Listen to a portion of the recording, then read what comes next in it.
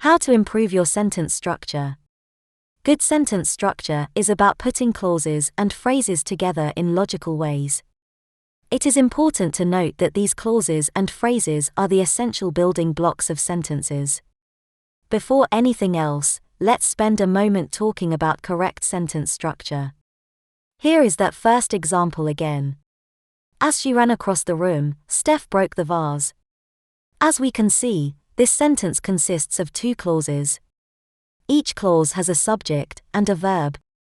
The second clause, Steph broke the vase, is considered the main clause and independent, because it can stand alone. The first clause, as she ran across the room, is called dependent, because it can't. It is important to note that we can easily change a dependent clause into an independent clause and vice versa. Often all it takes is a single word. For example, she ran across the room. By removing as from the dependent clause, we suddenly have a sentence that can stand on its own. By adding as to the second clause, we can instantly change it into dependent clause. For example, as Steph broke the vase. If we stuck these two new clauses together now, the meaning of the sentence would be very different. Could we have kept the meaning more or less the same and still made the first clause independent? Sure.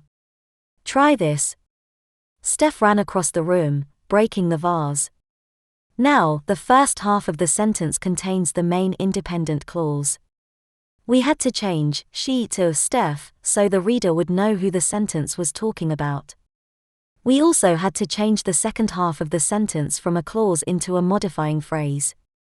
While a clause has a subject and a verb, a phrase generally has no subject. Now, let's put the pieces together.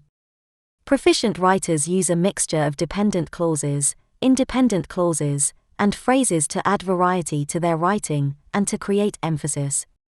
By combining these building blocks in different ways, writers show the reader which thoughts are most important and create a rhythm. Here are the most often used structures. Independent clause, then period, new independent clause, then period. Example. Jeff lit the campfire. Bob set up the tent.